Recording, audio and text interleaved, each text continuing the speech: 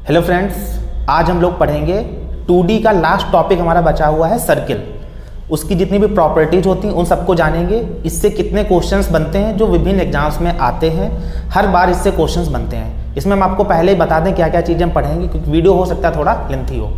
Circle होता है, उसकी रेडियस है, आपको डायमीटर दिया होगा तो उससे उसके एरिया का जो एरिया होगा उसका रेशियो पूछ सकते हैं। फिर क्या कर सकते हैं, आपको 2 से 3 दे देंगे सर्किल, हो सकता है सेम रेडियस हो या डिफरेंट रेडियस हो, वो आपस में एक दूसरे को टच करेंगे।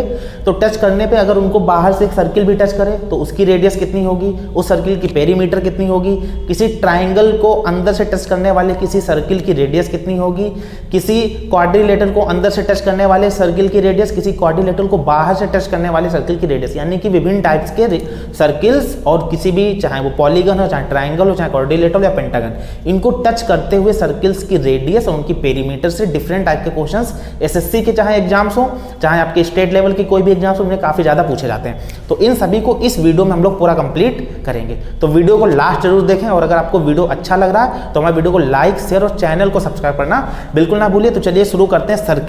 सर्किल का मतलब होता है जैसे जो अपना कॉइन होता है वही सर्किल है। उसकी अगर ज़्यादा हाइट कर दें तो वो अपना बेलन हो जाएगा। ठीक है, शुरुआत करते हैं एक तरफ से। ये हो गया हमारा एक सर्किल। सर्किल का मतलब क्या है कि हमने एक जहाँ पे कोई पॉइंट स्टैटिक ले लिया, यानी कि एक पॉइंट स्थिर है और यहाँ से कोई एक दूरी ले ली और इतनी ही दूरी के परितः पूरा हम घूमें, यही क्या बनेगा हमारा सर्किल। ये पूरा कंप्लीट क्या है, वृत्त। इसको क्या बोलेंगे, सर्किल या वृत्त। ये जो निश्चित बिंदु से ये जो इसके वृत्त तक की दूरी है तो इसको बोलते हैं त्रिज्या।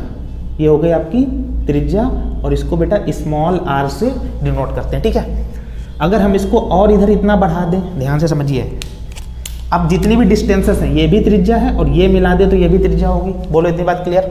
ये त्रिज्या है तो ये भी त्रिज्या, अगर इधर मिला दे तो ये भी क्या हो गई, हमारी त्रिज्या हो गई, है ना। तो एक ऊपर रेडियस r, एक नीचे रेडियस r, तो टोटल कितनी हो गई 2r। ये हो जाएगा इसका व्यास। तो देखो भाई, इसकी जो त्रिज्या होती है वो होती है r, जो इसका व्यास होता है जिसको बोलते हैं डायमीटर, वो होता है 2r। यहाँ तक कोई प्रॉब्लम तो नहीं। इसके बाद आ जाता है इसका एरिया। एरिया का फॉर्मूला होता है बहुत बेसिक है, ज़्यादा तो लोग जानते होंगे, पाई r स्क्वायर होता है। और यहाँ पे जो पाई होता है इधर हम लिख दें, पाई की वैल्यू होती है 22/7। ठीक है, क्षेत्रफल का मतलब इस सर्किल के अंदर जितना टोटल एरिया है वही सब क्या है, हमारा क्षेत्रफल कहलाता है। इसके बाद आ जाएगा, इसको हिंदी में बोलेंगे क्षेत्रफल। फिर आ जाता है परिधि। अभी तक जितने हम लोग क्वाड्रिलेटरल ट्रायंगल जिसमें पढ़ा था, चतुर्भुज त्रिभुज में मैं बताया था कि परिधि क्या होती है या पेरीमीटर, कि बाहर की जितनी साइड्स होती हैं उनकी लेंथ का जो सम होता है वही होता है हमारा परिधि या परिमाप। तो यहाँ पे दिया है परिधि। परिधि का मतलब क्या, जैसे मान लो यहाँ से चलना शुरू करें और एक चक्कर लगाएं यहाँ पे, तो ये क्या हो जाएगी, एक परिधि। जैसे हम लोग शादी करते हैं तो फेरे जब लेते हैं तो जो पहला फेरा कंप्लीट होता है उसमें कितनी दूरी चलते हैं, एक परिधि के बराबर, है ना।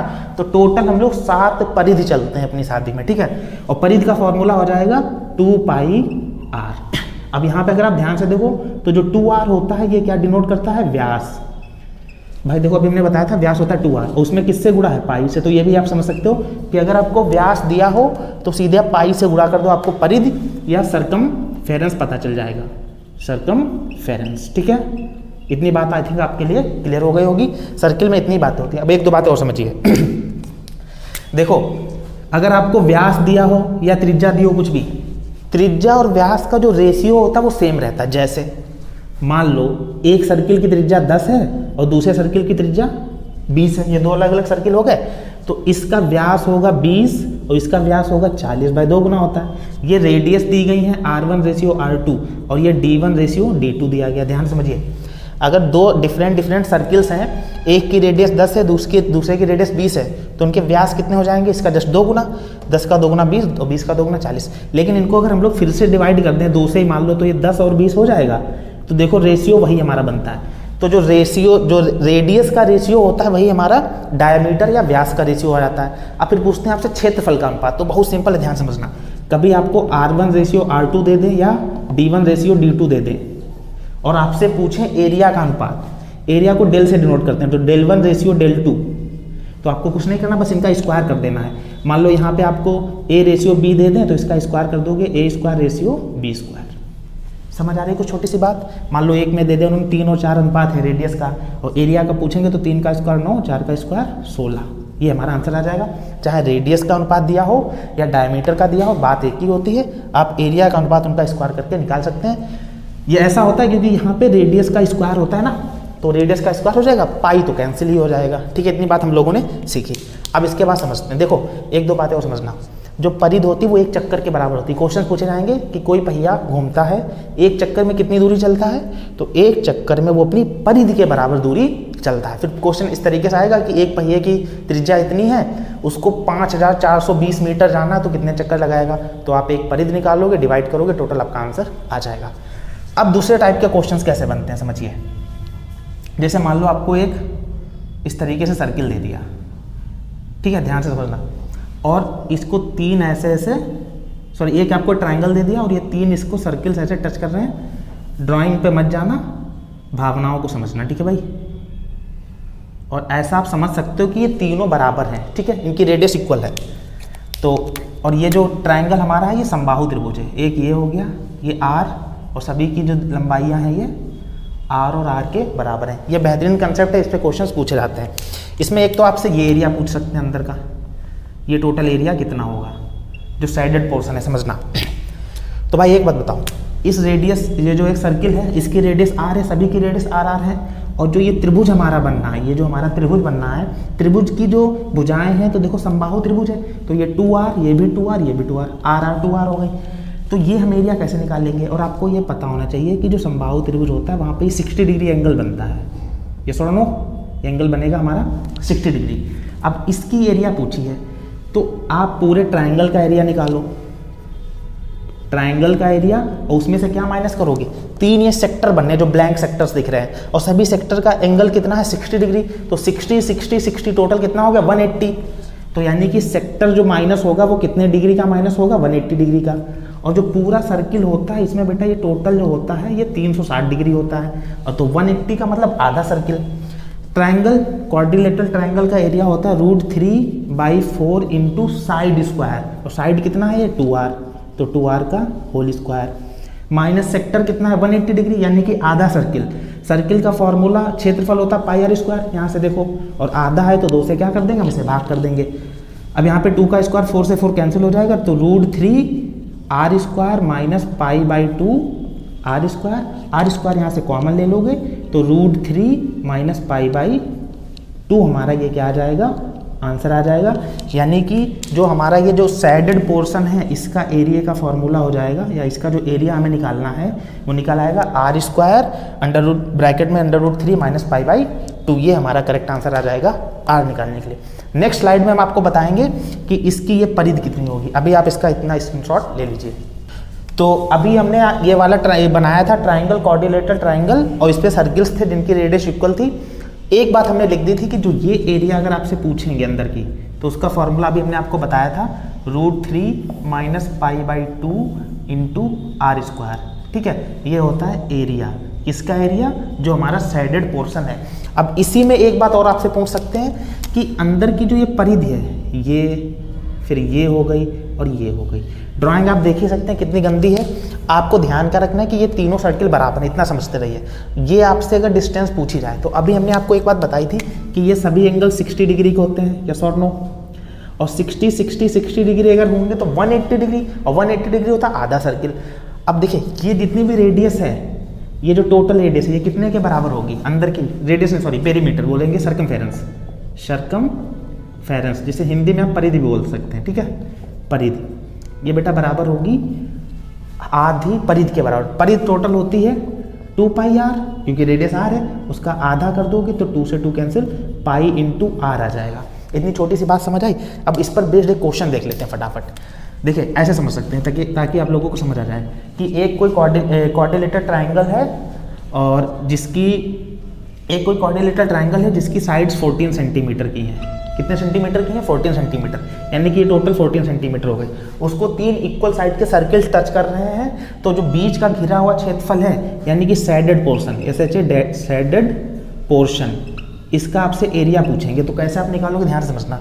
ये टोटल डिस्टेंस है 14, तो ये 7 हो जाएगी, और ये भी कितनी हो जाएगी 7। समझने के लिए हम लिख रहे हैं, ठीक है, क्वेश्चन, ताकि आप लोगों को ये बातें समझ आए। ये सभी 7 7 हो जाएंगी, ये सॉल्व नो। और आपसे पूछा इन्होंने क्या, एरिया।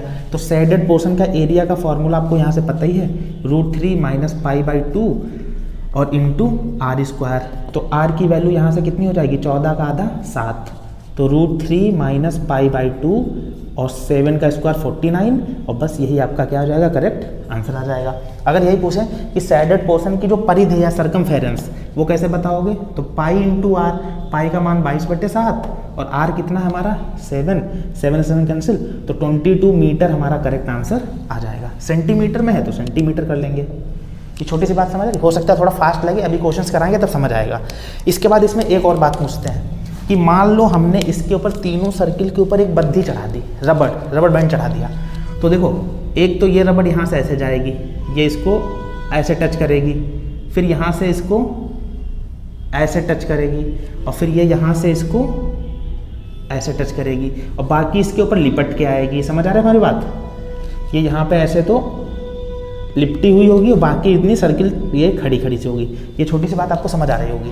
अब अगर हम इसको ऐसे मिला दें, ये थोड़ा आप लोग समझ जाना, ये हमने ऐसे मिला दिया है और ये बनेंगे यहाँ पे 3 आयत जैसे। ये थोड़ा गलत मिल गया, देखो भाई ड्राइंग भाई साहब इतनी गंदी, दुनिया में हमसे गंदी किसी ड्राइंग नहीं है, ठीक है।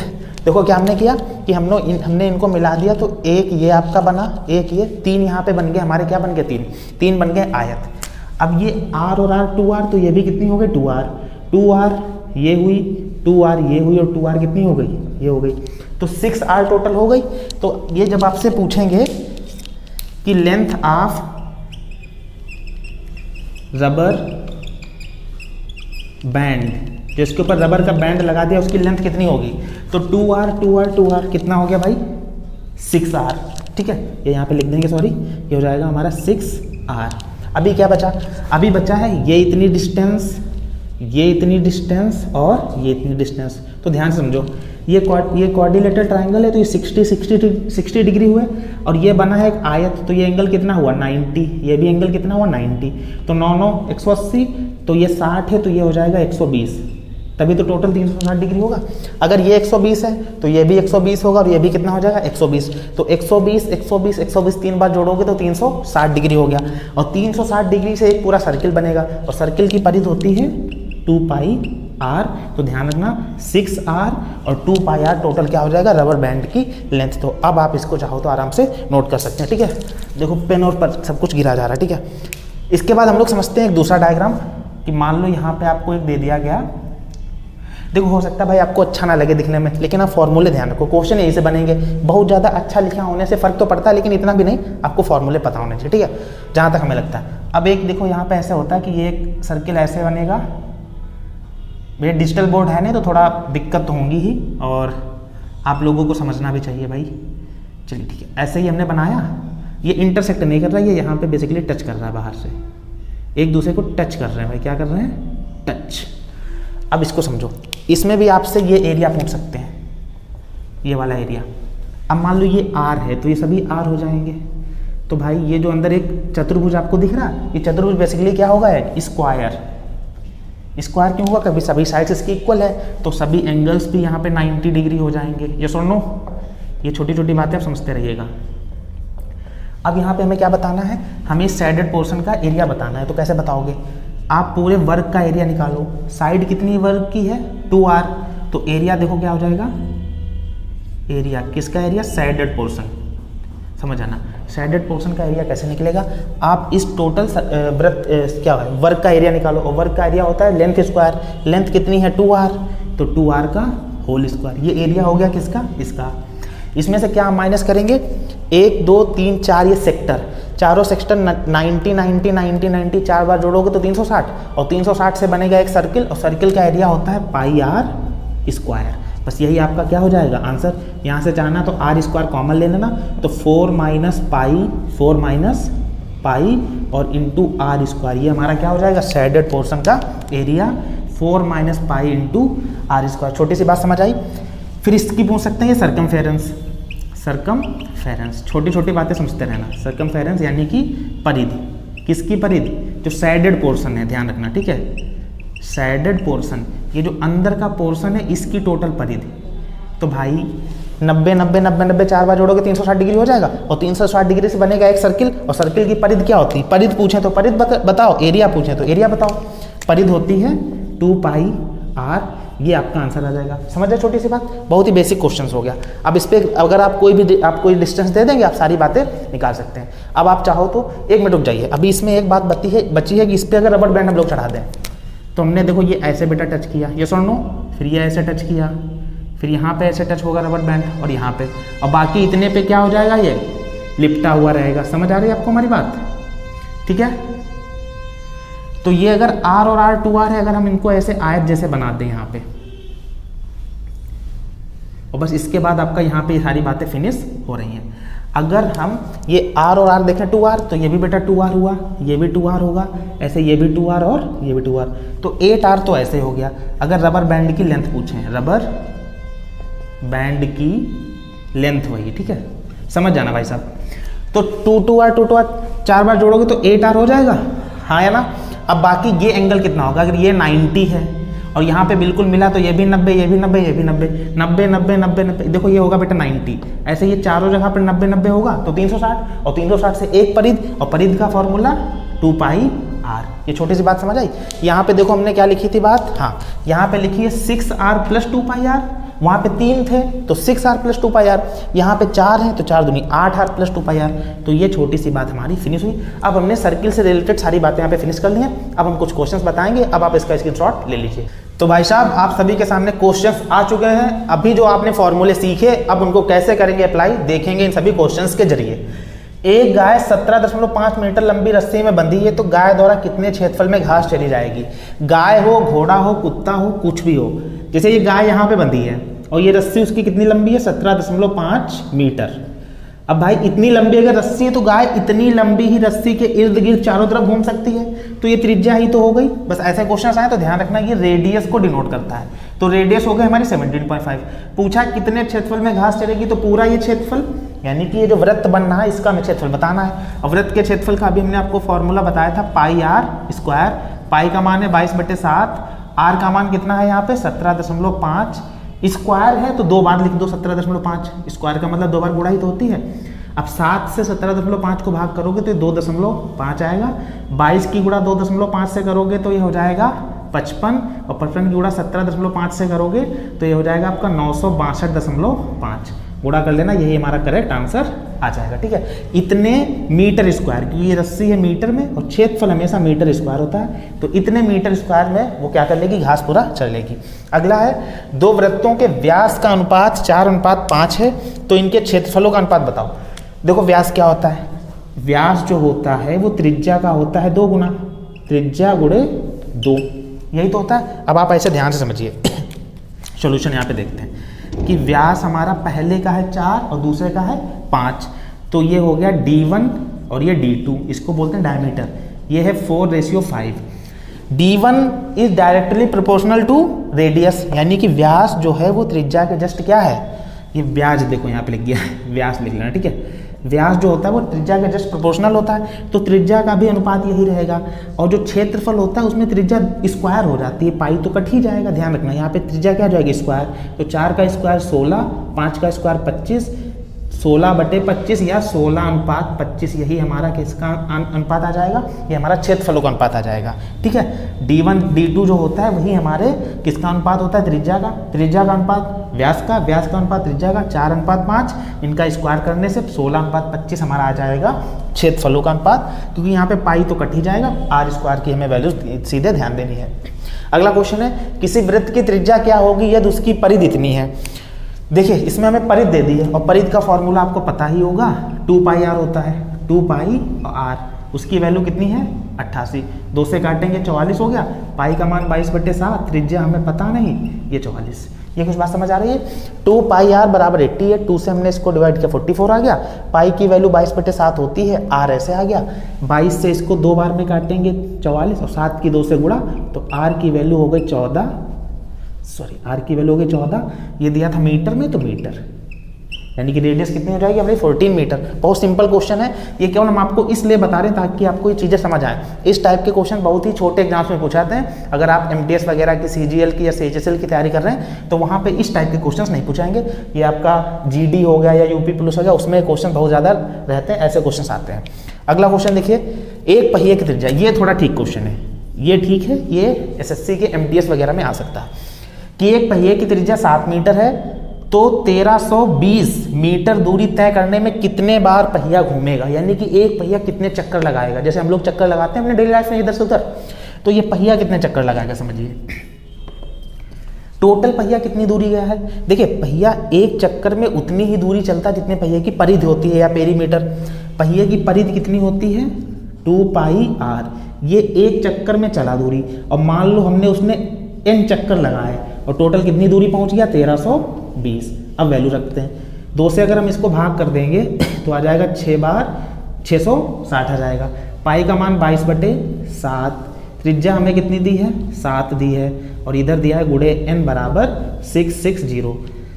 7 से 7 कट गया, 22 से हम इसे काटेंगे तो 30 आएगा, तो n बराबर 30, यानी कि 30 चक्कर में वो इतनी दूरी पहुंच जाएगा। फिर से समझते हैं, एक चक्कर में अपनी परिधि के बराबर दूरी चलता है तो 2πr एक चक्कर में दूरी गुणे n, हमें नहीं पता कितने चक्कर हैं तो गुणे n बराबर टोटल डिस्टेंस।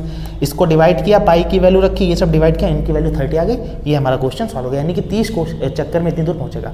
अब आगे कुछ और क्वेश्चन आएंगे, अब आप इसका स्क्रीनशॉट ले लीजिए। तो अब कुछ क्वेश्चंस हमारे बचे हुए हैं, इनको हम लोग देख लेते हैं, और इन्हीं टाइप के क्वेश्चंस और एग्जाम में आएंगे तो आप इनको सीख लो, फिर आप सारे क्वेश्चन सीख जाओगे, ठीक है। यानी कि सर्किल का ठीक ठाक हमने समझ लिया है। अगर कुछ क्वेश्चंस और होंगे तो जब हम इसका एक मैराथन सेशन लाएंगे उसमें हम 2D का कंप्लीट, चाहे ट्रायंगल हो, क्वाड्रिलेटरल या सर्किल, सब कुछ उसमें बताएंगे।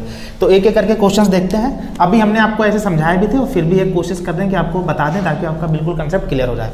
एक समबाहु त्रिभुज की भुजाएं 14 सेंटीमीटर है, जिसकी समान त्रिज्या के 3 वृत्त स्पर्श करते हैं, एक वृत्त, 2 वृत्त, 3 वृत्त स्पर्श करते हैं, ऐसा भी हमने आपको जस्ट समझाया भी था।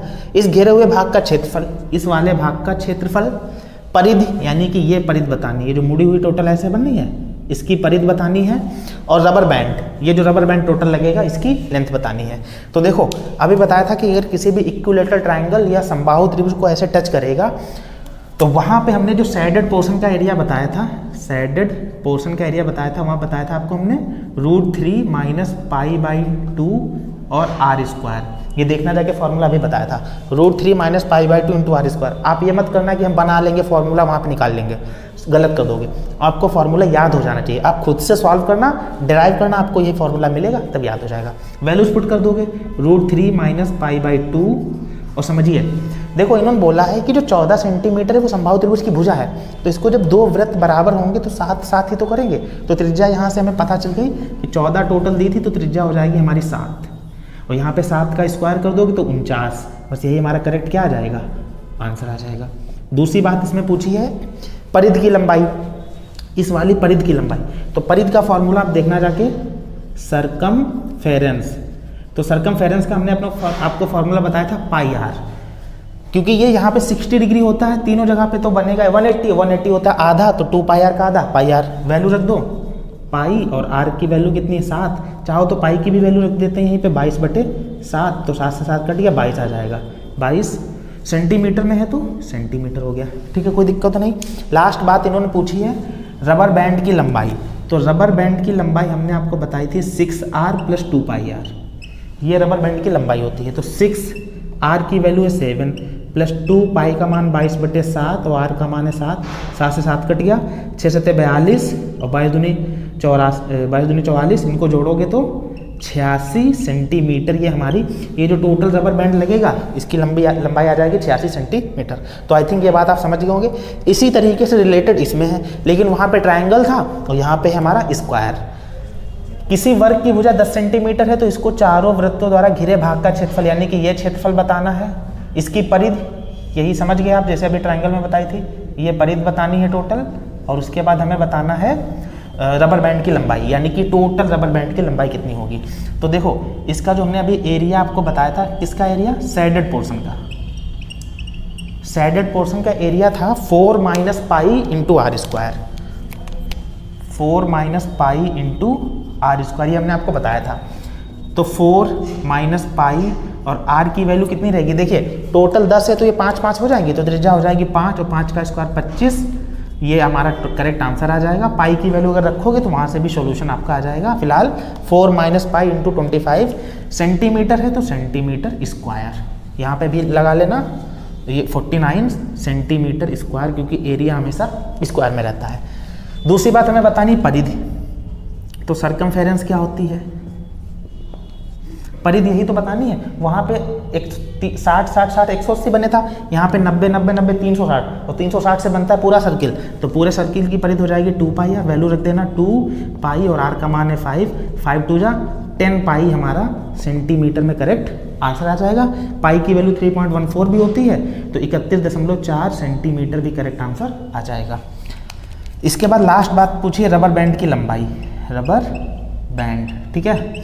तो रबर बैंड की लंबाई कैसे निकलती है, यहाँ पे 3 थी भुजाएं, तो 3 दूनी 6 यानी कि 6r + 2 पाई r था, यहाँ पे 4 भुजाएं तो 4 दूनी 8, तो 8r + 2 पाई r आ जाएगा। तो रबर बैंड की लंबाई हो जाएगी 8r + 2 पाई r, वैल्यू रख देना 8, r की वैल्यू है हमारी 5, यहाँ से देखना 5, और 2 पाई r की वैल्यू यहाँ पर भी है 5, 5 2 जा 10, तो ये 8 5 जा 40 और प्लस 10 पाई, 10 पाई की वैल्यू 31.4, तो जोड़ोगे तो 71.4 सेंटीमीटर, ये टोटल रबर बैंड की लंबाई आ जाएगी। तो आई थिंक आपको ये सारी बातें समझ आ गई होंगी। वीडियो हो सकता है थोड़ा आपको फास्ट लगे, थोड़ा किसी कारण की वजह से वीडियो फास्ट है, मैं जल्दी जाने की वजह से, तो आप करना क्या, इस वीडियो को एक बार चाहना तो आराम से समझ लेना, नोट्स बना लेना, यही आपके क्वेश्चंस पूछे जाते हैं हर एक एग्जाम में इसी तरीके के। तो अगर आपको हमारा वीडियो पसंद आया, वीडियो का पढ़ाने का तरीका अच्छा लगा हो, तो हमारे वीडियो को लाइक शेयर और चैनल को सब्सक्राइब करना बिल्कुल ना भूलें। इस वीडियो को ज़्यादा से ज़्यादा लोगों के पास शेयर करें ताकि वो लोग भी यहाँ से सीख सकें। धन्यवाद।